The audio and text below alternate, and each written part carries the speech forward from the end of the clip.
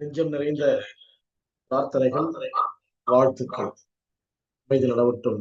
அன்புக்குரியவர்களே, நலன் மேலாண்மை மேனேஜ்மெண்ட் அவரோட தலைப்புல இன்றைக்கு 52வது வாரத்தை நாம் சந்தித்தோம். எப்போதும் போல அழகின் சிரிப்பு, ஆரோக்கியத்தின் அழைப்பு, மனதோடு பேசுவோம், இயற்கையோடு இணைவோம் என்ற 4 துணை தலைப்புகளோடு இந்த நிகழ்ச்சியை நாம் 52வது வாரத்தில் சந்தித்தோம்.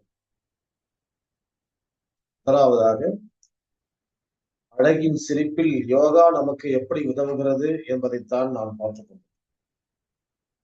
இன்றைக்கு மிக மிக எளிமையான ஒரு பயிற்சி, உலகத்திற்கே தெரிஞ்ச ஒரு பயிற்சி, நம்மை அழகாக வைத்துக் கொள்வதற்கான பயிற்சிகள். இந்த யோகாசனம் எப்படி உதவுகிறது என்பதை நாம் ஏற்கனவே இப்படி இதையெல்லாம் செய்து கொண்டுதான் இருந்தோம். இன்றைக்கு மறந்துவிட்ட ஒரு இடத்தில் மீண்டும் அதை நினைவுபடுத்தி பயிற்சியை நாம் அன்றாட வாழ்வில் நாம் செய்து கொண்டிருந்த ஒரு செயல், அது பயிற்சியாக என்று மாறி அந்த பயிற்சியை நாம் இப்பொழுது யோகாசன பயிற்சியாக நாம் மாற்றி வடிவமைத்து செய்வதற்கான ஏற்பாடுதான் இந்த அழகின் சிரிப்பு இன்றைய பகுதி.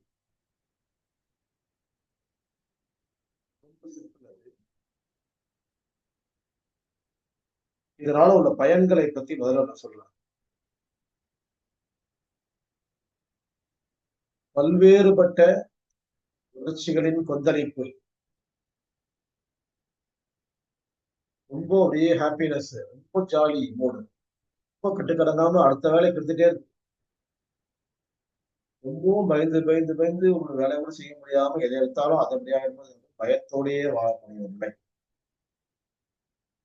அப்படி இல்ல, ரொம்ப கவலை, அது இல்லாமோ அது இல்லாமோ நமக்கு இப்படி இல்லாம இப்படியே இருக்கிறோமே எப்படி இருக்கிறோமே எப்படி இருக்கணும், ஆழமான படம் நம்ம குழந்தைங்க நம்ம வந்து இப்படி இருக்கிறோமே, நம்ம மனைவியில் இருக்கிறாங்களே, நம்ம அப்பா அம்மாவுக்கு பார்த்துக்க முடியலையே அப்படின்ற கவலைகள், தொழில் சரியா இல்லை, இல்லைன்னா வேலை வாய்ப்புல வந்து சரியான ஒரு வந்து பிடிப்பு இல்லை, இல்லை அவங்க நம்மளை வந்து எந்த நேரம் வேலையை நீக்கிடலாமோ அப்படின்ற ஒரு கவலை.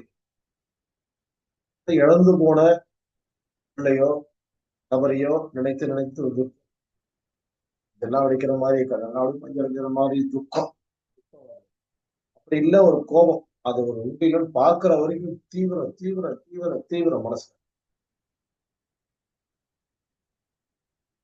இப்படி எந்த உணர்ச்சிகளின் கொந்தளிப்பாக இருந்தாலும் இந்த பயிற்சி அதில் மீட்டெடுப்பதற்கு நமக்கு பயன்படுகிறது. அதுக்கு அடுத்தது வந்து நமக்கு எல்லாம் வந்து இது இல்லையே அப்படின்னு வந்து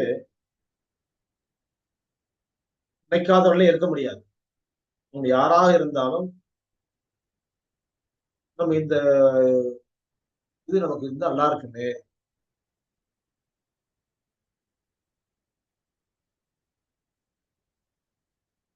என்ன அது, நமக்கு என்ன கட்டாயமான தேவை இருக்கிறது, மன அமைதி. இந்த மன அமைதி இல்லைன்னு சொன்னா நம்மளால எதுவுமே வந்து செயலற்று போயிடும், எதுவுமே பிடிப்பே இருக்காது, வாக்கியம் பிடித்தமே இருக்காது. சாப்பிடறதுக்கு பிடிக்காது, யார்ட்டையும் பேச பிடிக்காது, ஏன் படுத்துக்கிட்டா கூட தூங்க கூட பிடிக்காது. இவ்வளவு கேடான ஒரு விஷயம். இதற்கு அடுத்ததாக உடம்புக்குள்ள பார்க்கும்போது ரத்த ஓட்டத்தை சீரமைக்கும். அதே மாதிரி உடம்புடைய அடிப்படை சமநிலை ரொம்பவும் முக்கியமான விஷயம். அடிப்படை சமநிலை அப்படின்றதுக்கு முன்னாடி செரிமானம், டைஜஷன் நல்லா இம்ப்ரூவ் ஆகுது. செரிமான பகுதியை வந்து நல்லா சரி பண்ணி பசி எடுக்க வைக்கும், சாப்பிட வைக்கும், சாப்பிட்ட ஜீரணமாக வைக்கக்கூடியது. அப்புறம் மன அழுத்தம், டிப்ரெஷன் வந்து யோசிச்சுட்டு அப்படியே வந்து இருக்கிறது, அந்த மன அழுத்தம். அப்புறம் செறிவு, உடல் செறிவு, இதெல்லாம் வந்து உடல் ரீதியான மன ரீதியான காரணங்கள். இதுவெல்லாம் இங்க வந்து சப்ஜெக்டே கிடையாது பயிற்சிக்கு. எது சப்ஜெக்ட் அப்படின்னு சொன்னா 3 விஷயங்கள் தான்.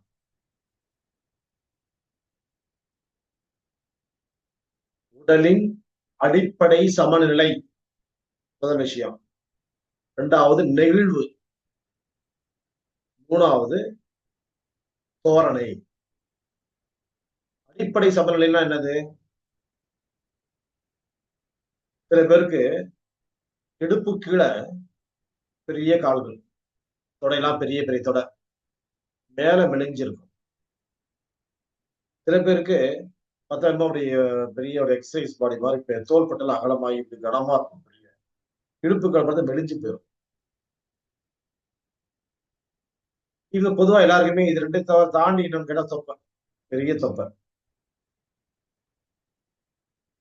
இது மூணாவது மேட்ரு. இந்த மூணு சேர்ந்துதான் உடலின் அடிப்படை சமநிலை. அடிப்படை சமநிலைன்னு என்னது? மேல் பக்கம் கீழ் பக்கம் எல்லாம் ஒரே மாதிரி இருக்கும், ஒரே மாதிரி குண்டாவே இருப்பாங்க. அது வேற, அப்படி கிடையாது. எது எது எப்படி எப்படி அந்த உடம்புல அங்க அமைப்புகள் இருக்கணுமோ அப்படி அமைப்பதற்கான வாய்ப்பு தரக்கூடிய இந்த பயிற்சி. நெகிழ்வுத்தன்மைனா, எனக்கு முதுகுலாம் டைட்டா பிடிச்சிருக்குது, இடுப்பு பிடிச்சிருக்குது, எல்லாம் பிடிப்பா இருக்குது, வண்டியில காலத்துக்கு போட்டோம், என்னால முடியலையே, என்னால வந்து இப்படி செய்ய முடியலையே, அப்படி செய்ய முடியலையே, என்னால உட்கார முடியலையே, நிமிர முடியலையே, கையை வந்து ஒரு பொருள் எடுக்க முடியல, என்னால டைட்டா இருக்குது. வலிதான் இல்ல, வலி வேற, டைட்டா இருக்குதுன்னு சொல்லணும். நெகிழ்வுத்தன்மை, பிளெக்சிபிலிட்டி இருக்காது. நம்ம இந்த கழுத்துல பிளெக்சிபிலிட்டி இருந்தாதான் இப்படி திரும்ப முடியும், இப்படி திரும்ப முடியும், திரும்ப முடியும், இப்படி திரும்ப முடியும். இடுப்புல பிளெக்சிபிலிட்டி இருந்தாதான் குனிய முடியும், மூட முடியும். அதே மாதிரி பக்கவாட்டுல வந்து ஒரு இது பிளெக்சிபிலிட்டி இருந்தாதான் இப்படி திரும்ப முடியும், இப்படி திரும்ப முடியும். இல்ல இன்னும் கேட்டாக்கா, இது வந்து இந்த பிளெக்சிபிலிட்டி இல்ல, நெகிழ்வுத்தன்மை இல்லைன்னு சொன்னா அப்படியே வந்து டைட்டா இருக்கும். இதுக்கப்புறம் வந்து தோரணை. தோரணை அப்பியரன்ஸ், எப்படி இருக்கா பாருப்பா அப்படி சொல்றேன்ல, ஆள் கம்பீரமா இருக்கலாம், பார்த்து ஆக்டிவா இருக்கலாம், சுசுப்பா இருக்கலாம், நடந்து வர தோரணையே வந்து எப்படி இருக்குப்பா அப்படின்லாம் சொல்ற பார்த்தீங்களா, அது தோரணை. இந்த தோரணை, நெகிழ்வுத்தன்மை, அதுக்கப்புறமா உடலின் அடிப்படை சமநிலை, இது மூணு சேர்ந்து என்ன கொடுக்கிறது? அழகான தோற்றப்பொழிவை கொடுக்கிறது.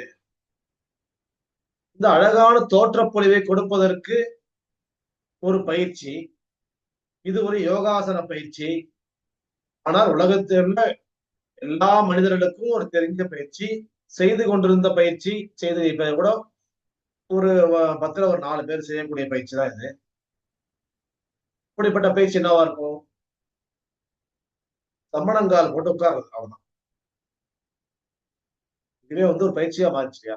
அந்த காலத்து பயிற்சியா இருக்குது, அதுல 2 டெக்னிக் மட்டும் யூஸ் பண்ணணும், அவ்வளவுதான். சம்மணங்கால் போட்டு உட்கார்றது இல்ல, 2 டெக்னிக் யூஸ் பண்ணா அது யோகாசனம். டெக்னிக் யூஸ் பண்ணலன்னா சாதாரணமா வந்து சம்மணங்கால் போட்டு உட்கார்ந்து நிலை, சாப்பிடுறதுக்கு, தள்ள உட்கார்றது, பேசுறதுக்கு கொண்டுக்கலாம் நம்ம செய்யறோம் இல்லையா, அது மாதிரி. அதுல வந்து என்ன செய்யணும் இப்போ நம்ம அப்படின்னு சொன்னா, முதல்ல ஒரு விரிப்பு இல்லாம உட்காரக்கூடாது, தரையில உட்காரக்கூடாது அப்படின்றது யோகாசன பயிற்சியினுடைய அடிப்படை. இது எதுக்காக பொருந்தும்னு சொன்னா, எதுக்கு வேணாலும் பொருந்தும். எப்படி? பொதுவாவே வெறும் தரையில நம்ம உட்காரக்கூடாது. இந்த பூமியினுடைய கிராவிடேஷன் பவர், புவியீர்ப்பு சக்தி இருக்கு இல்லையா, நம்மள அப்படியே வந்து நம்முடைய உடம்புல இருக்கிற சத்துக்களை வந்து கீழ் நோக்கி இழுத்து கொண்டு போய் தருகிறது. அதனால எந்த ஒரு நிலையிலும் எங்குமே நம்ம போகும்போது ஒரு விரிப்பு, அது கம்பளமா, ரத்ன கம்பளமா இருக்கலாம், பாயா இருக்கலாம், சாக்கு பையா இருக்கலாம், ஓலை தட்டிகளா கூட இருக்கலாம். வெறுப்பு இல்லாமல் வெறும் தரையில் அமரக்கூடாதுன்றதுதான் நம்ம இந்த யோகாசன பயிற்சி சொல்லித்தர விஷயம். ரெண்டாவது, இந்த பயிற்சி செய்யறதுக்கு வந்து இந்த முதுகெலும்பு இப்படி நம்ம சாப்பிட போகிறோம் பிரிஞ்சு உட்காரக்கூடிய நிமிர்ந்த நிலை இருக்கும்.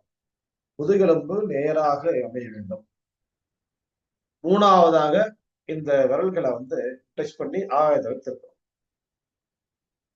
சாதாரணமா நம்ம உட்கார்ந்து இருக்கிறதுக்கும் இந்த யோகாசன பயிற்சியாக பேர் வைத்துக் கொள்வதற்குமான வித்தியாசம் என்னவென்றால், விரிப்பின் மீது உட்கார வேண்டும், முதுகெலும்பு போது நேராக இருக்குமாறு அமைத்துக் கொள்ள வேண்டும். மூன்றாவதாக இந்த விரல்களை இப்படி வைத்துக் கொண்டு இந்த மீதி உள்ளங்கை வந்து ஆகாயத்தை நோக்கி பார்த்ததாக அமைய வேண்டும்.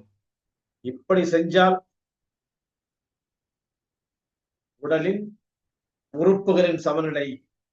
மேல் பக்கம் பெருசாகவும் கீழ்ப்பக்கம் சின்னதாகும், அல்லது கீழ்ப்பக்கம் பெருசாகவும் மேல் பக்கம் சின்னதாகும். அப்படி இல்ல வயிறு முன்பக்கம் தள்ள மாதிரி, இல்ல கூண் விழுந்த மாதிரி, லஞ்ச் பேக் அப்படின்னு சொல்லிட்டு ஒரு லஞ்ச் பேக் மாட்டின மாதிரி ஒரு கூண் விழுந்த மாதிரி இருக்கும். இந்த மாதிரியான அமைப்புல இருந்து உடல் சமநிலை கொண்டு வரும் இந்த பயிற்சி. நெகிழ்வுத்தன்மை. நெகிழ்வுத்தன்மை இல்லைன்னு சொன்னா நம்ம இப்படி பார்க்க முடியாது, இப்படி பார்க்க முடியாது, இப்படி பார்க்க முடியாது, இப்படி பார்க்க முடியாது, இப்படி திரும்ப முடியாது, இப்படி திரும்ப முடியாது. அசைவு பண்ணவே முடியாது. ஃபிளெக்சிபிலிட்டி அப்படின்னு சொல்லக்கூடிய நெகிழ்வுத்தன்மை இருந்தா மட்டும்தான் உடல் குனிய முடியும், நிமிர முடியும், பக்கவாடு கையில் எடுக்க முடியும், இப்படி திரும்ப முடியும், அப்படி எடுக்க முடியும், வைக்க முடியும், காலத்துக்கு வச்சு நடக்க முடியும், இதெல்லாம். அப்புறம் அப்பியரன்ஸ், கம்பீரமான ஒரு தோற்றம், தோரணை. தோரணையா இருக்கிறான் பாடுறான்னு நம்ம சாதாரணமாவே வழக்கில் சொல்லக்கூடிய ஒரு வார்த்தை தான் தோரணைங்கிற வார்த்தை. அது இது எல்லாமே எங்க இருக்குது? சாதாரணமாக சமணங்கால் உட்கார நிலையில் இருக்கிறது. இது அழகின் சிரிப்பில் யோகாசனம் மூலமாக இந்த நமக்கு கற்றுக்கொள்ளக்கூடிய ஒரு பயிற்சி. நம்ம அழகாக வைத்துக் கொள்வதற்கான பயிற்சி இது அழகின் சிரிப்பு. அடுத்தது ஆரோக்கியத்தின் அழைப்பு. டாக்டர் சாமுவேல் ஹானிமன் அவர்களுள்ள ஜெர்மானிய மருத்துவர், ஆங்கில மருத்துவர். அது சரியல்ல என்ற நோக்கில் ஆய்வு செய்து அவரால் கண்டுபிடிக்கப்பட்ட மருத்துவம் ஹோமியோபதி மருத்துவம். அவர்தான் ஆங்கில மருத்துவத்திற்கு அலோபதி என்றும் ஹோமியோபதிக்கு ஹோமியோபதி என்றும் பெயர் வைத்தவர். அவர் கண்டுபிடித்த மருந்துகளில் ஒன்று அடிக்கடி நம் வீட்டில் தேவைப்படக்கூடிய ஒரு சூழ்நிலையை சரி செய்வதற்கு பயன்படக்கூடிய ஹோமியோபதி மருந்து. இதற்காக அப்படின்னு சொன்னார். தும்மனா இருமனா யூரின் போயிடும். அந்த சிறுநீர் பை, மூத்திரப்பை இருக்கு, அதனுடைய சென்சிட்டிவிட்டி, அதனுடைய ரொம்ப வெப்பமாக போது அது என்ன பண்ணணும்னு சொன்னா மற்ற நிகழ்வுகள் இல்லை, நம்ம தும்மும் போதோ திரும்பும் போதோ அது அசையும் போதோ யூரின் பாஸ் பண்ணும். யூரின் பாஸ் பண்ண போகும்போது என்ன ஆகும்? நமக்கு ஒரு அருவறுப்பு, நமக்கே ஒரு அருவறுப்பு ஏற்படும். ஒரு ஈரத்தன்மை, ஒரு ஈர கசியம் நமக்கே அருவறுப்பா இருக்கும். அதாவது நம்ம எழுந்து போகும்போது அந்த ஈரம் மற்றவங்க பார்க்க போகும்போது அவங்க ரொம்ப அவமானமா இருக்கும். அல்லது வெளியில தெரியாத அந்த ஈரம் தெரியலன்னு சொன்னாலும் அந்த சிறுநீருடைய நாற்றம் பிறருக்கு ஒரு முகம் சுளிப்பை ஏற்படுத்தும், அருவருப்பை. இது அடிக்கடி நிறைய பேர்கிட்ட இருக்கக்கூடிய ஒரு செய்தி. அதுக்கு என்ன செய்யறதுன்னு தெரியலையே அப்படின்னு யோசிக்க இல்லையா? அதுக்கு டாக்டர் சாமுவேல் ஹானிமன் அவர்கள் அறிமுகம் செய்யக்கூடிய இந்த மருந்தின் பெயர் நேட்ரம் மோர். NATRUM, நேட்ரம், MUR மோர். இந்த நேட்ரம் மோர்டு ஒண்ணுமே இல்லை, உப்பு அதிகமாக யூஸ் பண்ணா இந்த மாதிரி பிரச்சனைகள் அதிகம் வரக்கான வாய்ப்பு இருக்குது. உள்ளுறுப்புகளுடைய வெப்பநிலை, இது சூடால வரக்கூடியது. ஹீட் எப்பவுமே ஜென்ரேட் பண்ணி ஸ்பீடப் பண்ணிடும் ஏதோ ஒரு விஷயத்தையும், சீக்கிரம் கொண்டு வரும். அந்த ஒரு நிலையை தவிர்ப்பதற்கு நமக்கும் கஷ்டம், நம்ம கூட உட்கார்ந்துருக்கவும் கஷ்டமா இருக்கும். அந்த நிலையை தவிர்ப்பதற்கு பயன்படக்கூடிய இந்த மருந்து நேற்றம். மூன்றாவது பகுதி, இவரை போலவே லண்டன் மாநகரை சேர்ந்த டாக்டர் பேட்ச் அவர்கள் நமக்கு அறிமுகம் செய்திருக்கின்ற மலர் மருந்து. 37 மலர்களை அவர் அறிமுகம் செய்திருக்கின்றார். அந்த 37 மலரோடு சேர்ந்து 38ஆவதாக ஒரு துணைநோயை கூட மலராக பார்த்திருக்கின்றார். மலர் மருத்துவம் பெயர் வைத்திருக்கிறார். இது எந்த மாதிரியான மனநிலை உள்ளவர்களுக்கு இது பயன்படக்கூடியது? நிறைய பேர் பார்ப்போம், நன்றி உணர்ச்சி இல்லாதவர்கள். இவங்கள்ட்ட நன்றி உணர்ச்சியே இருக்காது. சில பேர் பேசுவோம், கொஞ்சம் நன்றியே இல்லை பாருங்க. நம்ம வீட்டுல உள்ளவங்களோட இருக்கலாம், நமக்கு ஏதாவது ஒரு துறையில நம்மளோட தொடர்புடையவங்களா இருக்கலாம். அப்படி இல்லைன்னா நம்ம அவங்கள பத்தி பேச போறது இல்லை இல்லையா? ஏதோ ஒரு நம்மளோட சம்பந்தப்பட்டவங்க. அப்ப நம்ம சாதாரணமா என்ன பண்ணுவோம், அவங்க இல்லாத நேரத்துல பேசிக்குவோம். கொஞ்சம் கூட நன்றியே இல்ல பாரு அப்படின்னு பேசுவோம். தெரியாதவங்கள பத்தி நம்ம அதிகம் பேச போறதில்ல. தெரிஞ்சவங்கள பத்தி தான் பேசுவோம் அதிகமா. தெரிஞ்ச விஷயம் அவங்க வந்து இல்ல அவங்கட்ட இல்லாத ஒரு விஷயத்த பேசணும்னா வந்து அது குறை. இது கோள். அதற்கு அடுத்ததா வந்து எப்போதுமே எரிச்சல் இவங்ககிட்ட இருக்கும். எப்போ எரிஞ்சு விழுவாங்க. முணுமுணுப்பு இருக்கும். எரிஞ்சு விழறது, முணுமுணுப்பு. அதே மாரி அடுத்தவங்களுக்கு எதையுமே செய்யணும்னா ரொம்ப வந்து செய்யவே மாட்டாங்க. எப்பயாவது ஒண்ணா செய்யலாம். ஆனா பெரும்பாலும் தவிர்ப்பாங்க. யாருக்கும் எதுவும் செஞ்சிடக்கூடாதுன்னு பார்ப்பாங்க. அதே நேரத்தில் பிறருடைய உதவிகளை எந்த ஒரு கூச்சமும் இல்லாம, எந்த ஒரு அவங்க என்ன நெனச்சுக்குவாங்கன்ற மாரி எந்த உணர்ச்சியும் இல்லாம, ஈஸியா கேட்டு வாங்கிடுவாங்க. எவ்வளவு பெரிய ஒரு தவறான மனப்பான்மை இது. அதே மாதிரி இவங்களே நிறுத்துவாங்க. எனக்கு மட்டும் ஏன் நடக்குது? எனக்கு மட்டும் ஏன் நடக்குது? இவங்களுக்கு மட்டும் தான் எல்லாமே நடக்குதா? கண்ணதாசன் சொல்றாரு. "உனக்கும் கீழே உள்ளவர் கோடை நினைத்துப் பார்த்து நிம்மதி நாடு. நாளை பொழுதை இறைவனுக்கு அளித்து நடக்கும் வாழ்வில் அமைதியைத் தேடு." அப்போ அந்த இடத்துல எல்லாருக்கும் கஷ்டங்கள் இருக்கு. எல்லாருக்குமே ஸ்ட்ரகிள்ஸ் இருக்குது. டிஃபிகல்ட் பார்ட் எல்லாருக்கும் இருக்கு. இது மட்டும் கிடையாது. இவங்க சொல்லுவாங்க, "எங்களுக்கு மட்டும் தான் எல்லாம் நடக்குது."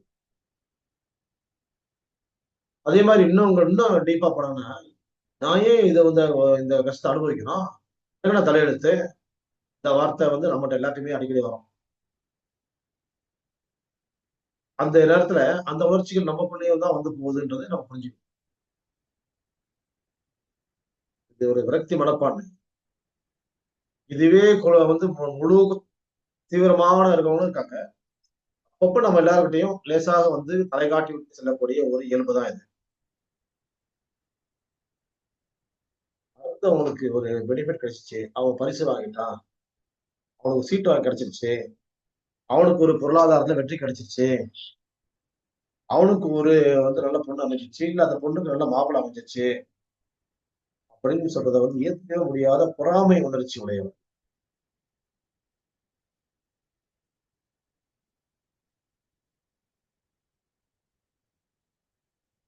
சில நேரங்கள்ல இப்படிப்பட்டவன்ட்ட யாரும் நெருங்கி பேச மாட்டாங்க இல்லையா?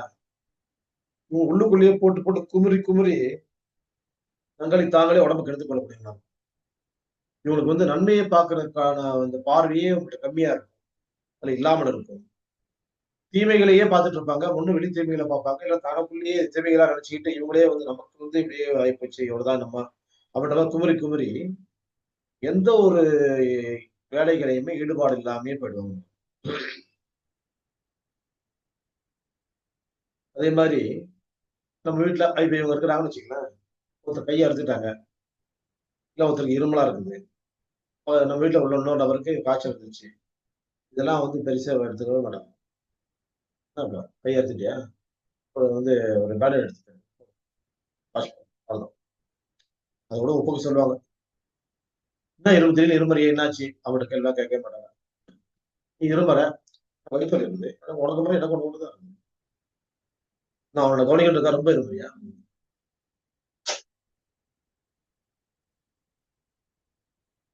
இவங்ககிட்ட எப்பவுமே ஒரு கசப்புணர்வு, பிட்டர்னஸ் கசந்து போய் தான் பேசுவாங்க. வெறுத்து போய் தான் பேசுவாங்க. ஒரு எதுவுமே வந்து ஒரு திருப்திகரமான ஒரு நிலையில இருக்கிறதாகவே காட்டிக்க மாட்டாங்க. ஒரு ஏதாவது ஒண்ணு 10 பேருக்கு ஸ்வீட் தரோம்.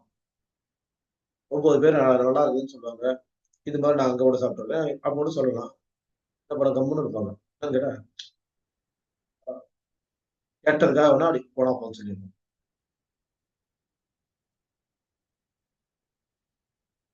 இவங்களுடைய முகம் எப்படி இருக்கும்னா, ரொம்ப வருத்தம் தோய்ந்து வாடி போயிருக்கும். வாடிய மலர். காலையில் பூத்த மலரா இருந்தாலும் மாலையில் எப்படி இருக்கும் அப்படி மாலையில் பூக்கிற மலர்கள் வந்து காலையில் எப்படி இருக்குமா அப்படி வந்து இவங்களுடைய முகத்தோற்றம் இருக்கும்.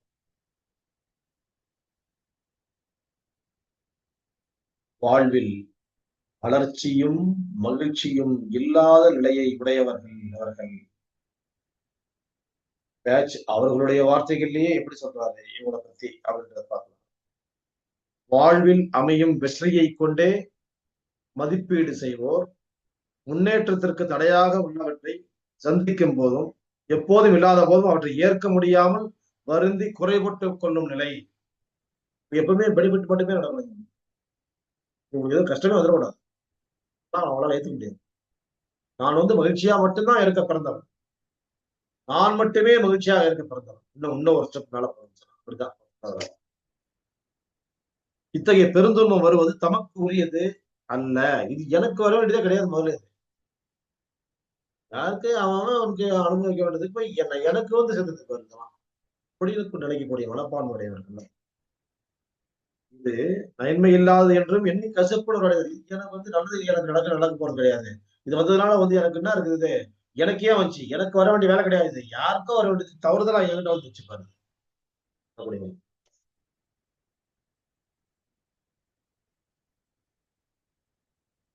இதெல்லாம் ஒரு மகிழ்ச்சியான தருணங்கள் வாழ்க்கையில் நடைபெற்றிருக்கும். அவர் தான் சொல்றாரு, முன்பு மகிழ்ச்சியோடு ஈடுபட்ட விளையாட்டுகளில் ஆர்வமும் விருப்பமும் காட்டாமல் ஒதுங்கி நிற்கிறேன். முன்னாடி இதெல்லாம் பார்ட்டிசிபென்ட்ஸா இருந்தாங்களோ, ஒரு சமையல்ல ரொம்ப டேஸ்டா பண்ணி காமிச்சிருப்பாங்க, ஒரு விளையாட்டுல போய் வந்து விளையாட்டு காமிச்சிருப்பாங்க, ஒரு பாட்டு போட்டி பேச்சு போட்டில போய் கலந்து வெற்றி பெற்றிருப்பாங்க. இது மாதிரி இன்னும் சில வந்து நிறைய நிறைய அவட்ட வந்து எக்ஸ்ட்ரா கரிக்குலர் ஆக்டிவிட்டிஸ் எல்லாம் இருந்து அதெல்லாம் பிரமாதமா ஜொலிச்சிருப்பாங்க. அதுல எதிரையுமே தனக்கு தெரிஞ்ச மாதிரியோ அதுல ஆர்வம் மாதிரியோ காட்டாம அப்படியே ஒதுங்கி. இப்படிப்பட்ட மனநிலை ஒருவருக்கு இருக்குமானால் அதனால அடுத்தவர்களுக்கு எந்த பயனும் இல்லை, எந்த விதமான நன்மையும் இல்லை என்றதை தாண்டி அடுத்தவர்களுக்கு துன்பத்தையும் ஏற்படுத்தக்கூடியவர்களாக இவர்கள் இருப்பார்கள்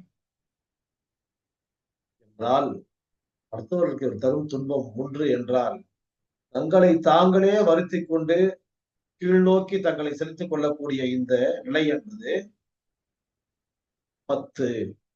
அடுத்தவர்கள் ஒரு துன்பத்தை இவங்க ஏற்படுத்தினா இவங்களுக்கு வந்து 10 துன்பங்கள் தங்களை ஏற்படுத்துகிறார். இப்படிப்பட்டவர்கள் ஒரு பரிதாபத்துக்குரியவர்கள் அப்படின்னு நினைக்கிறாரு டாக்டர் பாய்ச்சா. இப்படிப்பட்டவர்களை எல்லாம் மாற்றுவதற்கு என்ன நான் செய்யலாம் அப்படின்னு யோசிக்கிறார்.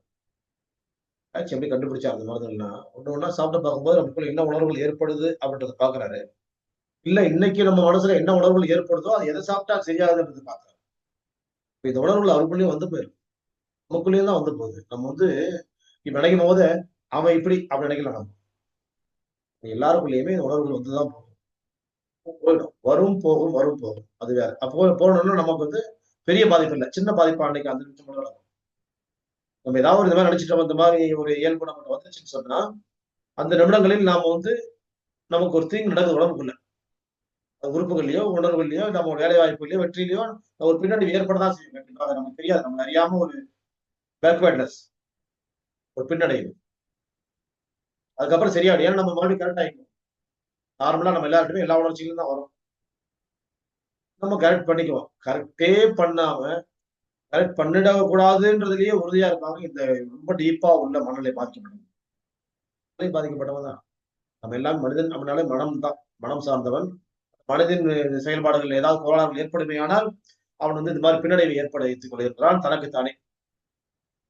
ஏன்னா அவன் நிமித்துறான், நிமிந்துட்டதுனால அவனே அவனை பார்த்துக்கணும். அது கொஞ்சம் கஷ்டமான சூழ்நிலையா இருக்கும் போது அவன் தடுமாறான். இந்த மாதிரியான தடுமாற்றங்கள் ஒரு மனிதனிடத்தில் வருகின்ற பொழுது அவன் துப்புரவாக அதற்குள்ளேயே மூழ்கி விடுகின்ற பொழுது அவன் தன்னை பிறருக்கு ஏற்படுத்தக்கூடிய தீங்குகள் ஒரு பங்கு என்றால் தனக்கு தானே ஏற்படுத்தக்கூடிய தீங்குகள் அதை விட 10 மடங்கு அதிகமாக இருந்து கொண்டிருக்கிறது. அப்படிப்பட்டவர்களை சரி செய்து மீட்டு கொண்டு வருவதற்கு என்ன செய்யலாம் என்ற ஆலோசனையில் டாக்டர் பேட்ச் அவர்கள் நமக்கு அறிமுகம் செய்கின்றார். வில்லோ, WILLOW, வில் அப்படின்னா நம்பிக்கை, வெற்றி, வில் பவர் அப்படின்னு சொல்றோம். லாஸ்ட்ல என்ன ஆகுது, நோ தான் willow, willow, will power low ஆயிடுது, தன்னம்பிக்கை குறைஞ்சு போகுது. அது இல்லாம அந்த ஆற்றாமையின் காரணமாக அழுத்தத்திற்கு இவர்கள் ஆளாகிறார்கள். அதனால வெறுப்புணர்ச்சியும் பொறாமை உணர்ச்சியும் பிறருக்கு எதுவும் நன்மை நடந்துவிடக் கூடாது என்ற வந்து ஒரு கேவலமான எண்ணங்களும் இவர்களுக்குள்ளேயே ஆழமாக பதிகின்ற பொழுது பிறருக்கு வந்து ஒரு தீமைகள் நடக்கும். ஒண்ணுதான் நடக்கும். இவங்களுக்கு இவங்களே ஏற்படுத்திக்கிற தீமைகள் தான் வந்து தனக்கு தானே தலையில மண்ண வாரி கொட்டுறது, தனக்கு தானே தீ வச்சுக்கிறது, அந்த மாதிரிலாம் இப்படி யோசிச்சு பார்க்கும்போது ஒரு பரிதாபத்துக்கு மீட்டெடுப்பதற்கு டாக்டர் பேட்ச் அவர்கள் நமக்கு அறிவுறுத்தி சொன்னாங்க. இந்த விண்டோவை தொடர்ந்து பயன்படுத்தணும். உணர்வுகளிலிருந்து மாட்டிக்கொண்டு வருவது. அதிலிருந்து மீட்சி செய்து வெளிவருவதற்கு இயல்பான வாழ்க்கையை நடத்துவதற்கு எல்லோரையும் போல மகிழ்ச்சிகரமானவர்களாக மாறிவிடுவதற்கு எல்லோருடனும் ஒற்றுமையாகவும் நம்பிக்கையோடும் மகிழ்ச்சியோடும் தன்னுடைய வாழ்வை தொடர்வதற்கு இந்த விண்டோ பயன்படுகிறது என்பது டாக்டர் பேச்சர் அதை நம்மை சேர்ந்தவர்கள் யாரும் இப்படி இருப்பார்கள் ஆனால் மீட்டெடுப்பதற்கு நாம் இந்த மலரை பயன்படுத்தி முயற்சி செய்து வெற்றி காண வேண்டும். எண்ணங்களை நாம் பயன்படுத்தும் இயற்கையோடு இணைவோம். இயற்கையோடு இணைவோம் அப்படின்ற பகுதியில் அக்குபங்சர் மருத்துவத்தில் இருக்கிறோம். அக்குபங்சர் மருத்துவத்துல இதெல்லாம் பேசிட்டு இருக்கோம் அப்படின்னு சொன்னாங்க.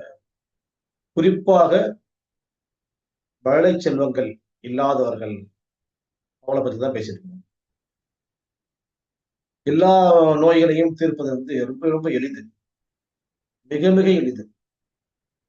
இந்த மழலை செல்வம் குழந்தையின்மை அப்படின்ற ஒரு பிரச்சனையை வந்து நம்ம வந்து அணுகு போகும்போது அதில் வெற்றி காண்பது என்பது மிக மிக கடினமான ஒரு பயணம், மிக கடினமான பயணம். ஏன் கண்ணதாசன் அந்த இடத்துல சொல்றாரு, ஒருவரின் துடிப்பினிலே விளைவது கவிதையடா, இருவரின் துடிப்பினிலே மலர்வது மழலையடா. ஈரேழு மொழிகளிலே என்ன மொழி பிள்ளை மொழி, வெள்ளமற்ற வெள்ளை மொழி, தேவன் தந்த தெய்வ மொழி. அப்போ ஒருத்தர் மட்டுமே நான் சரியா நடந்துக்கிறேன், எனக்கு குழந்தை வேணும் அப்படின்னு சொன்னா நடக்காது. ஒருவரும் இணைந்து ஒரே மாதிரியான ஒரு நேர்கோட்டில் பயணிக்கின்ற பொழுது மட்டுமே அவர்கள் அழகான மழலை செல்வத்தை பெற முடியும். உடல் இனிது யாழ் இனிது என்பதும் மக்கள் மழலை சொல் கேளாதார்.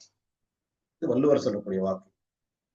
அதற்கான பயணத்தில் இந்த அக்குபஞ்சர் எந்த அளவிற்கு பயன்படுகிறது என்று பார்க்கின்ற பொழுது ஒரு அழகான மழலையை ஈண்டெடுப்பதற்கு முன்பாக திருமணம் ஆகினவர்கள், நீண்ட நாட்களாக குழந்தை இல்லாதவர்கள், அல்லது சமீபத்தில் திருமணமானவர்கள், அல்லது திருமணம் செய்வதற்கு ஏற்பாட்டில் இருப்பவர்கள், யாராக இருந்தாலும் தங்களை முதல்ல சரி செய்து கொள்வதற்கு 4-5 மாதங்கள் இந்த பயிற்சியை மேற்கொண்டு அதன் பிறகு கருத்தரிப்பு என்ற ஒரு நிகழ்வுக்குள் அவர்கள் செல்வார்களே ஆனால் அதன் பிறகு அவள் கருத்தரித்த பிறகு வளரக்கூடிய கரு ஆரோக்கியமான கருவாக வளர்ந்து பிறக்கின்ற மழலை பெற்றோரின் நோய்களும் பரம்பரை நோய்களும் இல்லாத குழந்தைகளாக பெறுவதற்கு இந்த மருத்துவம் மிக அழகாக ஒரு வழிகாட்டுதலை தருகிறது, மிக எளிமையாக ஒரு வழிகாட்டுதலை தருகிறது, அற்புதமான ஒரு வாய்ப்பை இந்த மனித குலத்திற்கு ஏற்படுத்தி கொடுத்திருக்கிறது என்றால் அது மிகையல்ல.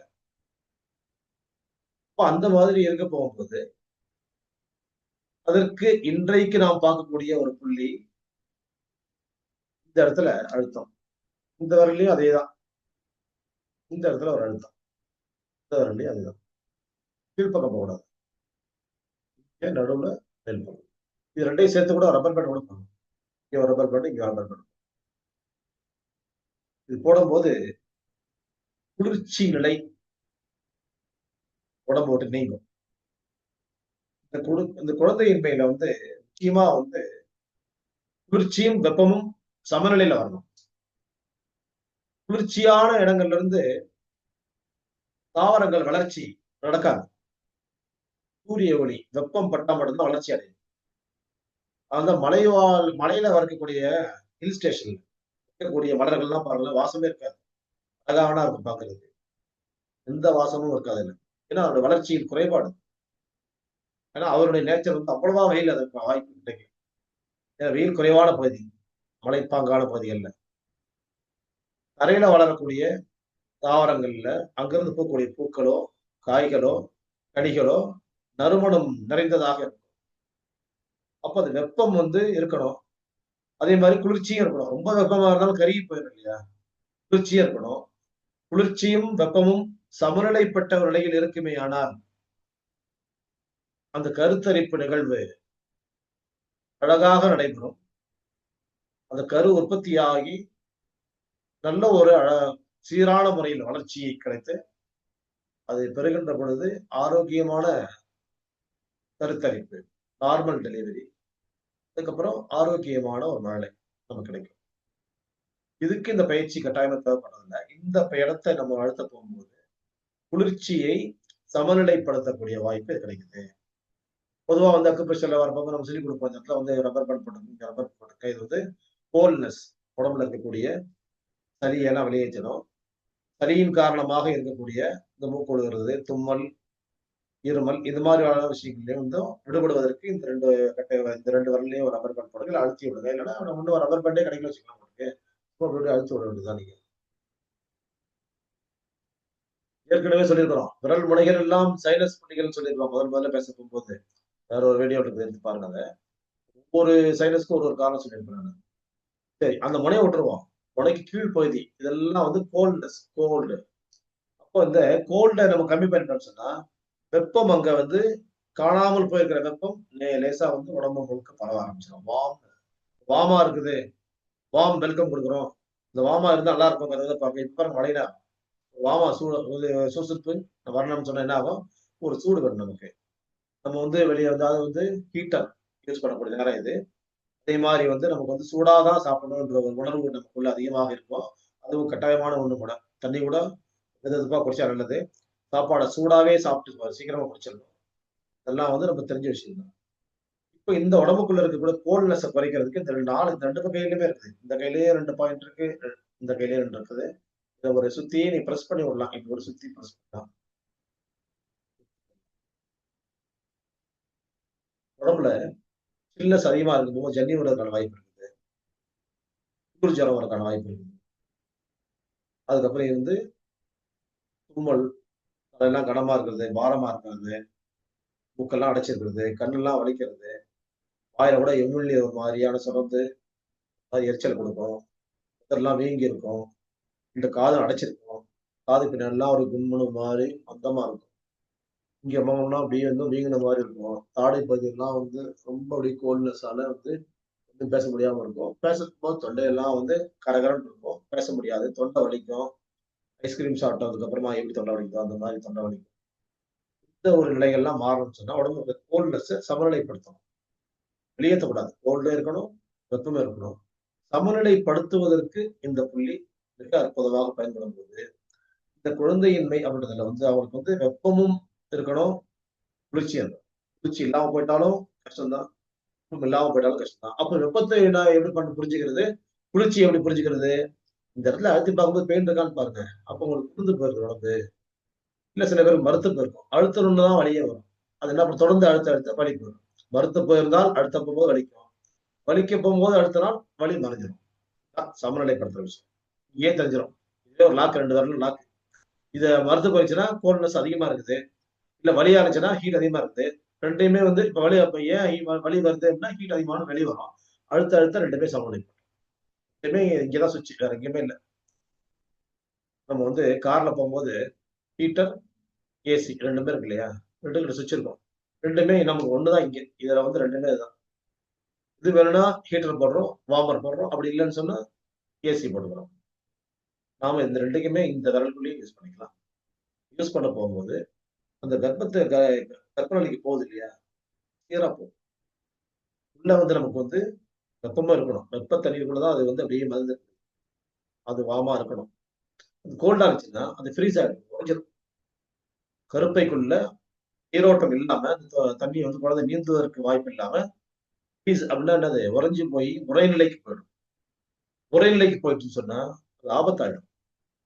உள்ளேயே குழந்தை வந்து இறந்து போறதுக்கோ, குறைபாடு உள்ள குழந்தையா மாறி போறதுக்கோ, அல்லது வந்து இந்த மாரி டெலிவரி பண்ணி எடுக்க போகும்போது பார்த்தா, ப்ளூ கலரு நல்லா இருக்கும். உதடுலாம் ப்ளூவாயிட்டு இருக்கும். உடம்பெல்லாம் ப்ளூவாயிட்டு இருக்கும். எதனாலன்னு சொன்னா, அதிகப்படியான குளிர்ச்சி, நீர்த்தன்மை அங்க வந்து அந்த கருப்பைய வந்து நம்ம என்ன பண்ணணும், இங்க குடுக்க போகும்போதே என்ன ஆகும்னா, அங்க வந்து அந்த ஃப்ரீஸ் ஆனது வந்து எப்படி வந்து பால் பாக்கெட் ஃப்ரீசர்ல எடுத்து வெளிய வச்சோம்னா எப்படி லூஸ் ஆகுதோ, அந்த மாதிரி வந்து என்ன ஆகும்னா, கருப்பையில அந்த தண்ணி உறைஞ்சு போன தண்ணி மறுபடியும் லூஸ் ஆகி, சாதாரண தண்ணியாக வெதுவெதுப்பான தண்ணியா மாறும். மாறப்போகும்போது அந்த குழந்தை மீண்டும் தன்னோட பயன்படக்கூடிய ஒரு தன்மை மாறி, ஆரோக்கியமான நிலையை வந்து கருப்பைக்குள்ள ஏற்படுத்தும். இப்ப நம்ம நினைச்சிட்டு இருக்கோம். சாதாரணமா கோல்டுனா இது கோல்டு தான் இது. நம்ம வந்து மூக்கடைப்பு, தும்முடுக்கு, சளிக்கு தான் இந்த பாயிண்ட். இது ரப்பர் பேண்ட் போட சொன்னாங்க. இது அக்குப்ரெஷர் பாயிண்ட் தெரிஞ்ச பாயிண்ட் தான். இதெல்லாம் தெரியும், அதெல்லாம் தெரியும். எனக்கு யாரை கேட்டாலுமே தெரியும்னு சொல்றாங்க. யாரை கேளுங்களேன், இது எனக்கு தெரியும்ன்றாங்க. தெரியும்ன்ற இடத்துல வந்து மூடி வச்சிருது. மூடி மூடி போட்டாச்சுன்னு அர்த்தம். மூடி போட்ட இடத்துல எதுவுமே வந்து உள்ள போக முடியாது. திறந்து வச்சிருந்தா தான் வந்து எதுவுமே உள்ள வரும். அதனால திறந்து வச்சு பார்க்கணும் நம்ம எதுவுமே. நமக்கு எல்லாம் தெரியாது என்ன இருக்குது. நமக்கு எல்லாம் சோறு தெரியும், டீ காபி தெரியும், குழம்பு தெரியும், பொரியல் தெரியும், கூட்டு தெரியும், வறுவல் தெரியும். ஆனா நம்ம போய் கிச்சன்ல உட்கார்ந்து செய்ய முடியுமான்னா நம்மளால செய்ய முடியாது. யாராலையும் முடியாது. ஆலோசனைகள் வந்து எல்லாருமேனாலயும் சொல்ல முடியும். சொல்லுதல் யாருக்கும் எளிய அறியவாம் சொல்லிய வண்ணம் செய்யும். எனக்கு எல்லாம் தெரியும்னு சொன்னா நம்ம எதுவுமே செஞ்சுக்க முடியாது. எல்லாம் தெரிஞ்சவங்க யார்ட்டையுமே ஆலோசனைக்கு போகவே கூடாது. நமக்கு நாமே முடிவு பண்ணிக்க வேண்டியதுதான். நல்லதை கொண்டு தான் நம்மளோடய முடிஞ்சு நம்மளே செத்து போயிட வேண்டியது. சரி. தெரியலன்னு சொன்னா மட்டும்தான் தெரிஞ்சுக்க முடியும். தெரியல தெரியும்னு சொன்னா எதுவுமே தெரிஞ்சுக்க முடியாது. அதனால நாம இந்த விஷயம் தெரியும் தான். இது எல்லாருக்கும் தெரியும். எனக்கே வந்து முன்னாடியே எனக்கு முன்னாடியே என்கிட்ட நான் ட்ரீட்மெண்ட் வரவங்களுக்கு தெரிஞ்சிருக்கு. 25 வருஷம் 30 வருஷம். இல்ல தெரியும்ல. எப்ப ஆரம்பிச்சது? 98ல சொன்னாரு அவரு. 98ல இந்த பாயிண்ட்க்கு அப்டின்னேன். ரப்பர் பேண்ட் போடணும் அவ்வளவுதானே? எனக்கு தெரியுமேன்னாரு. இதானே அது அப்டின்னாரு. சொன்னபோதே முடிச்சுட்டாரா? அவங்க சொல்லவே இல்ல. அப்புறமா அவர் கேட்டாரு. கோல்ட் ஆகுது என்ன செய்யுது? போய் பார்த்தேன். கோல்ட் ஆகுது. உங்களுக்கு தெரியுமேன்னாரு. இல்ல சொல்லுங்கன்னாரு. ஏன்னா அதோட பேசும்போது தான் அவருக்கு தெரியும். செஞ்சுட்டே இருந்தா தானே செய்யணும். வந்து நம்ம வந்து டீ போட்டுட்டே இருந்தா தான் டீ போட வரும். இல்லன்னா டீ போட வராது. சர்க்கரை டப்பா தர முடியாது, டீ தூள் தர முடியாது. அடுப்பு வந்து எல்லாத்தையும் வந்து பால்ல வந்து தண்ணில கலந்து அடுப்புல ஏத்தி வச்சுருவோம். லைட்டர் போட்டு அத ஆன் பண்ண தெரியுமான்னா, அது கூட வந்து மறந்து போயிட்டு நின்னுட்டு இருப்போம். அப்ப பார்த்தா, ஓ! எரியலையா? அப்பதான் வந்து ஆன் பண்ணுவோம். டெய்லி போட்டே இருந்தா தான் பழக்கம். அப்போ அவர் சொன்னாரு, "என்னங்க செய்றதுன்னு?" கேட்டேன். நான் சொன்னேன், "உங்களுக்கு தெரிஞ்சது தான் செய்யுங்கன்னு" சொன்னேன். கோல்டுக்கு தான் செய்யணும். என்ன செய்யணும் ஞாபகத்தே வரல. நானும் என்னென்னமோ யோசிச்சு பார்த்துட்டு வரலையேன்னாரு. Rubber band. மறந்தே போச்சே அப்படின்னாரு. சொல்லும்போது கேட்டுக்கோங்க. சரி ரைட்டு. எனக்கு அந்த வாய்ப்புக்கான காது இருந்தாங்க. அதுக்கு பதில் சொல்லி அவர் திட்டிக்கிட்டு ஒண்ணும் சொல்லாம ஒண்ணும் டிஸ்டர்ப் பண்ணாம அனுப்பிச்சுட்டேன். சரிங்களா ரைட் ஓகே செய்யுங்கன்னு அனுப்பிச்சுட்டேன். திரும்ப அதே நபர் எனக்கு கோல்டுங்க ரொம்ப கோல்டு என்னங்க செய்றது? நான் என்ன செஞ்சுக்கணும்னு கேட்டாரு. அப்ப சொன்னேன். இது மாரி செஞ்சுக்கணும்னு. ஓ! இதான் வரதே இப்ப பிரச்சனைங்க. நல்ல வேளை ஞாபகப்படுத்துறீங்க. இப்ப ஒத்துக்கிட்டாரு. ஏன்னா இப்ப கஷ்டம் அவருக்கு. அப்ப எந்த கஷ்டமும் இல்லாம இருந்தப்ப இத பண்ணுங்க பண்ண சொன்னப்போ இது வந்து எல்லாம் தெரியும்னாரு. அந்த கஷ்டம் வரப்போகும்போது அது மறந்துருது. தெரியும் தான் மறந்து மறந்து போகுதுன்றது நம்ம எல்லாருமே சொல்ற விஷயம் தானே. சரி அவரும் மறந்திருந்தார். அதனால அவரு ஒண்ணும் மறந்ததுனால அவர் குறைபாடு உள்ள மனிதர் இல்ல. நமக்கு வந்து அந்த நேரத்துக்கு டைம்லி டெசிஷன் எடுக்கிறதுக்காக தெரியணும் இல்லையா? அப்படின்னு சொன்னா, எதுவுமே பழக்கம் இருக்கணும். "சித்திரமும் கைப்பழக்கம், செந்தமிழும் நாப்பழக்கம், வைத்தொரு கல்வி மனப்பழக்கம்." அப்போ வந்து பழக்கம் இல்லன்னு சொன்னா, நமக்கு நினைவுல வராது. அன்றாடம் இத பயிற்சி பெறுவோமேயானால், செயல்படுத்தி பார்ப்பேயானால், அது நமக்கு பயிற்சியாக மாறி, ஆபத்தான தருணங்களில் அதை வெல்வதற்கான வாய்ப்புள்ள கருவிகளாக, போர் கருவிகளாக இந்த புள்ளிகள் நமக்கு பயன்படும். அதுதான் வந்து இந்த கைக்குள்ளேயே நமக்கு இருக்கக்கூடிய இவ்வளவு பெரிய விஷயங்கள் நமக்கு இருக்கு. "பெருங்கை என்பது மூடத்தனம், விரல்கள் 10 மூலதனம்." தாராபாரதி மதுராந்தகத்தை சேர்ந்த ஒரு கவிஞர் வாக்கியம். அந்த ஒரு வாய்ப்பை நாம் வந்து அன்றாடம் பயன்படுத்தி பார்க்க வேண்டும் என்ற நிலையை எடுத்தா மட்டும் தான் முடியும். நம்ம டெய்லியும் பிரஸ் பண்ணி பார்த்தா மட்டும் தான் நமக்கு பழக்கம் வருமே ஒழிய, நம்ம வந்து திடீர்னு வந்து பழக்கம் வந்துரவே வந்துராது. அப்ப டெய்லி அழுத்தி பார்க்கறதுல என்ன இருக்கு? ஒரு உள்ளங்கைக்குள்ள வந்து ஒரு ஒரு பாயிண்ட்டையும் நம்ம இது வரைக்கும் எத்தன 20, 30 பாயிண்ட் சொல்லியிருக்கோம். ஒரு ஒரு நாளைக்கு ஒரு ஒரு பாயிண்ட்டா அழுத்தி அழுத்தி பார்த்து நம்ம கண்டுபிடிச்சு இன்னாரும் ஒரு தேர்ச்சி எடுக்கணும்னா எவ்வளவு இடத்துக்கு நம்ம வரலாம் என்று தான் நாங்க என்ன செய்றோம்னு சொன்னா, இங்க பயிற்சியா கட்டாயமான பயிற்சியாக ரூ. 2000 கட்டணத்துல வந்து நீங்க எல்லாம் படிச்சாகணும். அப்படி இல்லன்னா ட்ரீட்மெண்ட் ஃபர்தரா பார்க்க முடியாது. அப்படின்ற மிரட்டலோடு நாங்க நடத்திக் கொண்டிருக்கிறோம். நான் யாருக்கு நன்மை? என்கிட்ட வந்து ரூ. 1000 ஒருத்தர் ஃபீஸ் குடுத்து பார்க்குறாங்க. ஆனா ஒரு 3 நாள், 4 நாள், 5 நாள் உட்காருங்க அப்படின்னு சொன்னா உட்கார முடியாதுன்னு சொல்லிட்டாங்க. ஆனாலும் கூட நாங்க வந்து என்ன பண்ணிட்டோம், முதல்ல எங்களோட ட்ரீட்மெண்ட் நீங்க ஃபர்தரா மேனேஜ்மென்ட் நீங்க நாங்க பண்ணணும்னு சொன்னால், நீங்க முதல்ல வந்து பயிற்சிக்குள்ள வரணும். 5 நாள் உட்காரணும். நாங்க பயிற்சி குடுப்போம். நீங்க எல்லாம் கத்துட்டு போணும். நோட் புக் குடுத்துருவோம். அதுல எழுதிட்டு வாங்க. உங்களுடைய குறைபாடுகள் நான் என்ன பண்ணி பார்த்தேன், எங்க போயிட்டு இருக்குன்ட்டு. நான் மானிட்டர் பண்றேன். தொடர்ந்து பார்க்க அதுல வந்து எங்க போய் நம்ம முடிக்கிறோம். அப்ப இதெல்லாம் வந்து உங்களுக்கு வந்து தீர்வு இல்லாம வருதா, தீர்வாயிட்டே வருதா செக் பண்ணிட்டு வாங்க. இந்த பயிற்சிகள்லாம் இங்க நாங்க வந்து டெமோ பண்ணி காமிச்சோம். யோகா பயிற்சிகள், முத்திரைகள், அதாவது யோகாசன பயிற்சிகள், முத்திரைகள், மூச்சு பயிற்சி, அப்புறம் அக்குப்ரெஷர் புள்ளிகள். அப்புறம் அதுல கூடவே வந்து உணவு திருத்தம், வாழ்வியல் திருத்தம் கொண்டுக்கிறோம். அத சொல்லி தரலாங்க. அப்ப கேட்டாங்க. அதெல்லாம் சொல்லி தரலையான்னு கேட்டாங்க. அதுதான் ஒன் டூ ஒன். ஒருத்தருக்கு ஒருத்தர் நேர் நேரா சொல்லணும் இல்லையா? முதல்ல ஜெனரலா சொல்லிக் குடுத்ததெல்லாம் சொல்லியாச்சு. இப்ப அதெல்லாம் பார்த்துக்கிட்டீங்க. நீங்க டெய்லி பிரஸ் பண்ண கத்துட்டு வாங்க. பிரஸ் பண்ணி எங்கெல்லாம் பெயின் இருக்குன்னு நோட் பண்ணுங்க. நோட் பண்ணிட்டு வந்து இப்ப அதே மாரி 5 நாள் வந்தவங்களுக்குலாம் என்ன பண்ணோம், காலையில ஒரு நாடி எடுத்தோம். போகும்போது ஒரு நாடி எடுத்துட்டோம். இப்ப நாடி பரிசோதனையில அன்றாடம் காலை வரும்போது எப்படி இருக்குது? இந்த ஆக்டிவேஷன்லாம் இந்த மாதிரி பாயிண்ட்லாம் கொடுக்க போகும்போது பேச்செல்லாம் பண்ணி முடிச்சதுக்கப்புறம் அவங்க என்ன மாறுதல் இருக்குது? மாறாமயே இருக்குதா? இல்ல வந்து ரொம்ப ஸ்பீடா போயிட்டு இருக்குதா? இல்ல வந்து கட்டுப்படுத்த முடியாம இருக்குதா? இவங்க ஏதாவது தீவிரமான நிலைகள் நமக்கு தெரியுதா? அப்படின்றத மானிட்டர் பண்றதுக்கு 5 நாள் டைம் எடுத்துக்கணும்னாங்க. நாங்களும் அவங்கள பார்க்குறோம், அவங்களும் என்ன பார்க்குறோம். அதுல வந்து நெறைய பேர் வராம போயிட்டாங்க. 5 நாள்னா நாங்க லீவ் நான் ஸ்கூலா நடத்துறீங்க. நீங்க நாங்கன்னா பசங்களான்னு கேட்டாங்க சில பேரு. இது பண்ணி 2000 தானே இந்தாங்க வாங்கிக்க 2000 குடுத்தோம். ₹100 வச்சு குடுத்தா போதும். வேற ஏதாவது போடுறீங்களான்னு கேட்டாங்க. அப்புறம் வந்து அமைதியாயிட்டாங்க. சில பேர் ஒண்ணுமே சொல்லாம, பதிலே சொல்லாம வந்தாங்க. போயிட்டாங்க. இன்னைக்கு வந்தாங்க. போன தடவ வந்து மென்மையா தான் சொன்னேன். இந்த தடவ உண்மையா சொன்னேன். அடுத்த நாள் 30, 29ஆம் தேதி நவம்பர் 29, நவம்பர் 30, டிசம்பர் 1 3 நாள் பயிற்சியா மாத்திட்டோம். 8 மணி நேரம் பயிற்சியா இருந்தது. 3 மணி நேரம் ஆக்கிட்டோம். 3, 3 9 மணி நேரம். தேவைப்பட்டா 1 மணி நேரம் அந்த 5 நாள்ல 10 மணி நேரம் இருக்குது அப்படின்னு சொன்னீங்கன்னா, இன்னும் 1 மணி நேரம் எக்ஸ்டெண்ட் பண்ணி சொல்லி தரேன் உனக்கு. நான் கட்டாயமான பயிற்சி. இதுக்கு வந்ததுக்கு அப்புறமா தான் நீங்க மறுபடியும் என்ன பார்க்கணும். இல்லன்னா நீங்க வேற முடிவு எடுத்துக்கங்கன்றது இன்னைக்கு எச்சரிக்கை பண்ணி ஏன்னு சொல்றேன்னு சொன்னா, இது அவங்களுக்கானது. வந்து ஒரு ரூ. 1000 கொடுத்து, ரூ. 1500 கொடுத்து பார்த்துட்டு தயாரா இருக்கிறாங்க. ஆனா ஒரு 3 நாளைக்கு வந்து உட்கார தயாரா இல்லன்னு சொல்லிட்டு, நான் வந்து அவங்களுக்கு சொல்லி தர தான் ரெடியா இருக்கிறேன். சொல்லிக் குடுத்து, நீங்க உங்கள வந்து நீங்களே வந்து முயற்சி எடுத்து, பயிற்சி எடுத்து, வெற்றி அடைஞ்சு, இன்னொரு டாக்டருடைய கதவ தட்டாம, இன்னொரு மருத்துவமனை வாசலுக்குள்ள போகாம, இன்னொரு டாக்டர்ட்ட ஆலோசனை கேட்பதற்கு தேவையில்லாதவங்களா நீங்க மாறிக்கீங்க. உங்களுக்கு நான் பயிற்சி குடுக்குறோம்னு நான் சொல்ல போகும்போது, எனக்கு இவ்ளோ கட்டாயமானதா தெரியுது. உங்களுக்கு சொல்லிக் குடுக்க வேண்டியது தான் வாழ்வியலுடைய முக்கியமான கட்டமா நான் நினைக்கிறேன். ட்ரீட்மெண்ட் குடுக்குறது என்னுடைய பொருளாதாரத்துக்கு தான் இது. சும்மா வந்தீங்கன்னா ஃபீஸ் வாங்கிட்டு நான் உங்களுக்கு ட்ரீட்மெண்ட் போட்டோ எடுத்துக்கிறேன். அவ்வளவுதான். அங்க வந்தா எல்லாம் போட்டு தான் போறீங்க. நான் சொன்னா கேட்டு தான் போறீங்க. அது எதுக்கு அது? எப்பவுமே தொடர்ந்துட்டே இருந்தா அர்த்தம் இல்லாம இருந்துன்றதுக்காக இந்த முடிவு எடுத்தாங்க. இதுல கட்டாயப்படுத்துறது அவங்க நன்மைக்காக தான் கட்டாயப்படுத்துறதையும் புரிஞ்சாங்கன்னு சொன்னா, அடுத்த பயிற்சி அவங்க 29 வருவாங்க. இல்ல என்ன பார்க்காம விட்டுருவாங்க. 2ல ஒண்ணு நடக்கும். எதுக்காக உங்களோட இப்ப ஷேர் பண்றேன்னு சொன்னா, இது நீங்க சொல்லுவீங்க இல்லையா மத்தவங்கட்ட. 29, 30, 1 இந்த நாட்கள்ல வந்து இங்க கலந்துக்கிட்டா மட்டும் தான் அடுத்தது சிகிச்சைக்கு இங்க பார்க்க முடியும். தவிர்க்க முடியாதவர்கள் வர முடியாம 85 வயசு ஒருத்தர் ஹார்ட் அட்டாக் வந்து அட்மிட் ஆனாங்க. அவங்கள கூப்பிடல நான் ஒண்ணும். இன்னொரு 87 வயசு 100 கிலோமீட்டர் 110 கிலோமீட்டர் தள்ளி இருக்காங்க.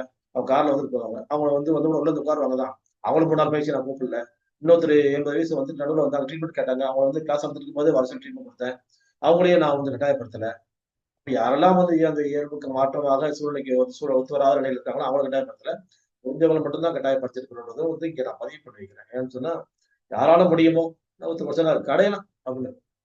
அவர் முஸ்லீம் இருக்காரு. மினுவெட்டிக்கு அப்படின்னு சொன்னாரு. ஆமா, ஆமா. ஓகேன்ட்டாரு அவரு. சந்தோஷம். அவரு ஒரு நடத்துற ஒரு நிகழ்ச்சிக்கு கூட்டிட்டு வரேன்னு சொன்னாரு. அப்ப எனக்கு ஒரு சந்தோஷமா இருந்துச்சு காலைல அவரு நான் வந்து உண்மைய சொன்னேன். அவரு மீட்டிங் அட்டெண்ட் பண்றாருன்னா, அவர் எவ்வளவு கஷ்டம் அவருக்கு காலைல எவ்வளவு வேலை இருக்குது. தாண்டி ஒரு சரி முயற்சி பண்றேன் வரேன்னு சொல்றதே எனக்கு பெருசு. வர முடியாதுன்னு பரவாயில்ல. எனக்கு ஒண்ணும் கஷ்டமே கிடையாது. ஏன்னு சொன்னா, அவர் வந்து நிகழ்ச்சி நடத்துறதுல 3 மணி நேரத்துல இருந்தாரு. நான் சொன்னேன், ஒரு 12 மணிக்கு கிளம்பி போவேன்லாம் சொல்லிட்டேன். காஞ்சிபுரத்துக்கு போறோம்னு சொல்லிட்டேன். அவரு 1/2 மனசா போயிருக்கிறாரு. இருக்கிறாரு. சமாச்சாரம் பார்த்துட்டு. அப்போ அன்னைக்கு காலையில அவர் பார்த்த உடனே அவர் சொன்னாரு. அவரு ஒரு நெருக்கடியான சூழ்நிலை எனக்கு புரிஞ்சுச்சு. 2 நாளா பயன்படுத்தணும். அவருக்காக நான் வந்து கட்டாயம் 2 நாள் கூட வந்து அவருக்கு போதும். அந்த கவர் பண்ணிக்கலாம் அப்புறமா.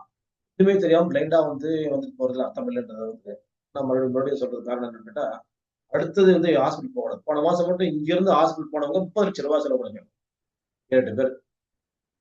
அப்ப எதுக்கு அந்த வீண் செலவு பண்ணணும்? பணம் இருக்குது செலவு பண்ணாங்களா? இல்ல கடன் வாங்கி செலவு பண்றாங்களா? சில பேர் கடன் வாங்கிக்கிறாங்க. சில பேர் இருந்து செலவு பண்றாங்க. அத தாண்டி வந்து ஒரு ஹாஸ்பிட்டல்ல போய் அவங்க வந்து கொண்டு போய் படுத்துட்டு வெளிய வர முடியாம 2, 3 பேர் இருக்கிறாங்க. இன்னைக்கு வரைக்கும் டிஸ்சார்ஜ் ஆகல அவங்க. நேத்து இந்த பாட்டி அவங்க கூட்டு போய் டிஸ்சார்ஜ் பண்ண போகும்போது அவங்க மகள் இன்னொரு ஹாஸ்பிட்டல் படுத்துருக்காங்க. அவங்க இங்க யாரையும் ஒண்ணு வந்து ட்ரீட்மெண்ட் வரவங்க தான் அவங்க. இதெல்லாம் வந்து அழுத்தங்கள் எவ்வளவு அழுத்தமாகுது. அப்ப கத்துக்கிட்டு போகணுன்றது வந்து அவங்களுக்கான பயிற்சி. அவங்களுக்கான கட்டாயம் இது. போட முடியாது. நெருக்கடியான நிலை எல்லாருக்குமே இருக்கு. இப்ப கடைய வந்து மூட சொல்றோம். ஆபீஸ் லீவ் போட சொல்றோம். ஒரு கவர்மெண்ட் ஆபீஸ்ல ஒருத்தர் இருந்தாங்க. லீவ் போடுங்கன்னு சொன்னோம். டீச்சர் லீவ் போடுங்கன்னு சொன்னோம் நீங்க. டீச்சர் தான் நீங்க. சனி ஞாயிற்றுக்கு இருக்கும். ஒரு நாள் மட்டும் தான் லீவ் போட போறீங்க. போடுங்க நீங்க. இல்லன்னாங்க. இல்லன்னா விடுங்கன்னு. இன்னைக்கு காலைல நடந்த நிகழ்ச்சி. யாரையுமே கட்டாயப்படுத்துகிறேன். அவங்களுக்கான கட்டாயம். கட்டணமும் கட்டாயம் சொன்னா கடன குடுத்துறேன். உங்களுடைய வருகை கட்டாயம் சொன்னாக்க வந்து அதுல கூட வந்து பார்க்கலாம். சரி வர குடுக்க முடியாதவங்க கூட நம்ம ஒண்ணும் செலவு பண்ணலாம். அது அப்புறமா. இது வந்து நான் வந்து வர முடியாது. நெறைய பேர் வராம இருக்கிறாங்க. இன்னைக்கு வந்தவங்களாவது சரி வந்துட்டாங்க என் பேச்ச திட்டு வாங்கிட்டு போனாங்க. வராமயே சாதிக்கிறவங்க இருக்காங்க. நெறைய பேர் இருக்காங்க. சொல்லுவாங்க இல்லையா அவங்க? பயிற்சி குடுக்காம இனிமே ட்ரீட் நடக்காது. புதுசா யார் வந்தாலும் புதுசா போன வாரம் 3 பேர் வந்து ட்ரீட் வந்தாங்க. நான் சொன்னேன், வெயிட் பண்ணுங்க. அடுத்த நீங்க வந்து இது மாரி ப்ரோகிராம் பண்ணுவோம் நாங்க. அதுல கலந்ததுக்கு அப்புறமா தான் உங்களுக்கு ட்ரீட்மெண்ட் எடுப்பேன். குழந்தைக்கு மட்டும் உடம்பு சரியில்ல. குழந்தைக்கு மட்டும் பார்த்துக்கணும். குழந்தைக்கு மட்டும் பார்த்துட்டா, அந்த அம்மாவுக்கு வந்து வேற ஒரு பிரச்சனை சொன்னாங்க. அந்த பிரச்சனைலாம் பார்க்க முடியாதும்மா. நீங்க வந்து இந்த கிளாஸ்ல அட்டெண்ட் பண்ணுங்க. இனிமேல் செக்ஷன் மாத்தியாச்சு. இந்த மாதிரி திட்டமிட்டு நாங்க வந்து வேற மாதிரி செஞ்சு வரோம். எங்க பயிற்சியில கலந்துக்கிட்டு அதோடவே நாங்க ஜெயிச்சிட முடியும்ன்ற நம்பிக்கையோட கூட நீங்க போலாம். அதுல கூட ஒரு வெற்றி இருக்குது உனக்கு. இல்லைன்னா அதுக்கப்புறம் ட்ரீட்மெண்ட் தொடரும். தொடர போகும்போது ஒவ்வொரு தடவையும் நான் ஒரு ஆலோசனை நீங்க செஞ்சுட்டே வரும்போது சீக்கிரமாக ஜெயிச்சிடலாம். நீண்ட காலம் வந்து நம்மகிட்டயே இருக்கிறவங்களுக்கு கூட ஒரு முடிவு கொண்டாடுறதுக்கான வாய்ப்பை ஏற்படுத்தணும்ன்றது என்னுடைய எண்ணம். இந்த எண்ணத்தை தான் நான் வந்து கோபமா பிரதிபலிக்கிறேன், அன்பா பிரதிபலிக்கிறேன். கோபத்தை தான் நீ காட்டுற சில பேர் பாவம். நம்ம வந்து அதுக்காக வருத்தப்பட்டு கோவப்படல. அவங்களுக்கான நன்மைகள் வந்து பெறாம போறாங்களே, ட்ரீட்மெண்ட் வேணா வந்துட்டு தான் இருப்பாங்க அவங்க. அவங்க செலவு பண்ணிட்டே தான் இருக்கிறாங்க இன்னும் எவ்வளவு நாளா. அது வந்து எவ்வளவு வந்து பெருசா ஒண்ணு நமக்கு நன்மை எனக்கு கிடைக்க போகுது. எனக்கு ஒண்ணும் பெரிய பிரயோஜனம் இல்ல. பொருளாதாரம் மட்டும் தான் வருது. எனக்கு தேவைதான். அது வேற வகையில பார்த்துக்கலாம். நம்ம பார்த்துக்கலாம். நீங்க வாங்கன்னு தான் நான் சொல்றேன். இந்த மாதிரி நிறைய பேர் பயன்படுத்திட்டு போனாங்க. 5 நாள் நாடியில வந்து எவ்வளவோ ஆபத்துகள் நான் பார்த்தேன். 5 நாள் நம்ம குடுத்து அனுப்பிடுறோமே, அடுத்த நாள்ல வந்து அவங்களுக்கு வந்து இவ்வளவு பலவீனங்கள் இருக்குது. ஆனா ஒண்ணும் முன்னேற்றமே இல்லாம இருக்காங்க சில பேரு. சில பேருக்கு நார்மலா இருக்குது. சில பேருக்கு ரிவர்ஸ் ஆகுது. ஏன் ரிவர்ஸ் ஆகுது? ரொம்ப நேரம் உட்கார்ந்து இருக்குது இருவு அந்த மாதிரி கஷ்டம் வருதான்னு தெரியல. இந்த உணவு முறைகள் மாத்தலாம். இதெல்லாம் கேட்கணும் இனிமேல். இந்த life style correction, food correction இதெல்லாம் இனிமேல் நோட் புக் எடுத்து வர சொல்லிருக்கேன் இல்லையா? அப்போ வார வாரம் வரப்போகும்போது, போன வாரம் இப்படி இருந்தது 5 நாள். அதை வச்சு டிஸ்கஸ் பண்ணோம். இப்ப ஏன் இப்படி இருந்தது உங்களுக்கு? எனக்கு என்ன சாப்பிட்டீங்க யோசிச்சு பாருங்க. அது ஒரு வாரம் சாப்டர் நீங்க ரெடி பண்ணி காட்டுங்க. எனக்கு என்ன சாப்பிடுறீங்கன்றது. எத்தனை மணிக்கு சாப்பிடுங்க எழுதி காட்டுங்க. உங்களுக்கு என்ன கரெக்ஷன் பண்ணணும்னு பண்றேன். அப்படின்னு சொல்லிட்டு நான் இன்னைக்கு கூட ஒருத்தர் இந்த மாதிரி கோவப்பட்டு வந்தாங்க நேத்து. அவர் சொன்னேன், நீங்க எறா சாப்பிடாதீங்க. ஏன்னா வந்து வேற ஒரு பிரச்சனை உங்களுக்கு வருது. என்ன பிரச்சனை சொன்னாரு. அது வந்து பக்கவாதம் வர மாதிரி இருக்கு. அது வந்து ஏதோ டிஸ்டர்ப் பண்ணிட்டு இருக்கு. நிறுத்தி வைங்க. ஏன்னா கடலை ஒருத்தருக்கால டெய்லியும் அது வந்து அது உணவுல வந்து நிறுத்துங்கன்னு சொன்னேன். மீன் சாப்பிட்டுங்க நீங்க வந்து இறால நிறுத்திடுங்கன்னு சொன்னேன். உதாரணமா ஒரு எக்ஸாம்பிளுக்காக சொன்னேன். அப்போ அந்த மாதிரி வந்து இதெல்லாம் டெய்லி மானிட்டர் 5 நாள் வாய்ப்பு கிடைச்சதுனால எனக்கு வந்து அதெல்லாம் சொல்ல முடியுது. இன்னொரு பேஷண்ட் இன்னைக்கு காலைல வந்தாரு. அவர் வந்து தொடையில ஒரு இடத்துல அவர் வந்து மரத்து போய் வலி வந்து தாங்க முடியல. ஆனா மரத்து போகுது. வலிக்குது. மாறி மாறி வருதுன்னு சொன்னாரு. ஆ நான் சொன்னேன், ஏற்கனவே வந்து நீங்க பைபாஸா, ஓப்பன் ஆபரேஷன் நாம பைபாஸ் பண்ணோம். அது ஆஞ்சியோ பண்ணீங்களா? பைபாஸ் பண்ணலான்னு கேட்டேன். பைபாஸ் பண்ணிருந்தேன். மறுபடியும் வந்து உங்க ஹார்ட்ல அடைப்பு விழுது. நீங்க வந்து நான் சொல்ற மாதிரி நீங்க வந்து பயிற்சி எடுக்கணும். காசு கரெக்ட்டா 20 மாதிரி வாங்கன்னு சொன்னேன். கரண்ட் கட்டுவாரு. அப்புறம் உடனே வெளிய போய் உட்கார்ந்து அழ ஆரம்பிச்சுட்டாங்க. என்ன சொன்னீங்க அவர்ட்டன்னு கேட்டேன். இல்ல ஹார்ட் மறுபடியும் அவங்க வந்து அடைப்பு சொன்னீங்க. ரொம்ப அழகா இருக்கும். எப்போ வரும்ன்னு சொல்லி. 6 மணி ஒண்ணும் சரி பண்ணிக்கலாம் விடுங்க. இந்த கிளாஸ்ல கலந்துட்டவங்க கூட ஒரு பெராலிட்டி கேஸ் ஹார்ட் ஓப்பன் சர்ஜரி பண்ணணும்னு சொன்னாங்க. 5 நாள் பார்த்து ட்ரீட்மெண்ட் வந்து பார்த்ததுக்கப்புறம் சொல்றாங்க, ரொம்ப திருப்தியா இருக்குது. நான் வந்து ஹாஸ்பிட்டல் போமாட்டேன் அப்படின்னு சொல்லிட்டு போனாங்க. ஒரு 5 நாள் வந்து. சந்தோஷமா இருந்துச்சு. ஓப்பன் ஹார்ட் சர்ஜரி பண்ணோம். டாக்டர் வந்து என்ன நீ வந்து இப்ப வந்து இந்த ஊசி குத்தல நம்பின உட்கார போறியா? அப்படின்னு கேட்டா நான் அவன்கிட்ட. இந்த ஹார்ட் டாக்டர் கேட்கறாரு. நான் என்ன செய்யறது? 5 நாள் வாங்கன்னு சொன்னேன். போற அன்னைக்கு சொன்னாங்க, நான் வந்து பண்ணிட்டு வரேன். அடுத்த வாரம் உனக்கு பார்க்குறேன்னு சொன்னாங்க. சந்தோஷமா இருந்துச்சு. இதெல்லாம் வந்து நம்ம மத்தவங்களோட ஷேர் பண்ண போகும்போது, இத வாய்ப்பு எப்பவுமே வந்து காத்தடிக்காது. காத்தடிக்க போகும்போது பயன்படுத்தணும். காற்றுள்ளது போதே தூற்றிக்கொள்கிறது பழமொழி. அந்த பழமொழி நான் உங்க இடத்துல பதிவு பண்ணி வைக்கிறேன். உங்களை சார்ந்தவங்க இருக்கு யார் யாரெல்லாம் இருப்பாங்களோ, இங்க ட்ரீட்மெண்ட்ல கண்டினியூ பண்றவங்களா இருந்தால், அவங்கள கலந்துக்க சொல்லுங்க. 3 நாள் வந்து கட்டாயமாக நான் கட்டாயப்படுத்ததாவே இருந்துட்டு போட்டோம். கட்டாயப்படுத்தவா இருந்து கட்டாயமா கலந்துக்கணும். அவங்க பயன்பெற வேண்டும். இனி ஒரு காலத்துல எந்த ஒரு நேரமா இருந்தாலும், இறுதி பொழுது எதுவாக இருக்குமோ, அதுவரையிலும் வாழ்வு கம்பீரமாக இருக்க வேண்டும். இறுதி மூச்சும் கம்பீரமாக நிறைவு பெற வேண்டும். ஏன்னா, அடுத்தவங்க உதவி இல்லாமல் முடிவு தான் கம்பீரமான முடிவு. அப்படிப்பட்ட முடிவை நாம் சந்திக்க வேண்டும். அப்படிப்பட்ட வாய்ப்புகளை ஏற்படுத்தி தருவதற்கு இந்த வகுப்புகள் பயன்பட்டுக் கொண்டிருக்கின்றன என்பதை பதிவு செய்து, பெறுகின்ற கல்வி அனைத்தும் ஆசிரியர் பெருமக்களுக்கானது என்று அவர்களுக்கான பதிவுகளை என்னுடைய பிரார்த்தனையாக நிறைவு செய்து நிறைவு செய்கின்றேன்.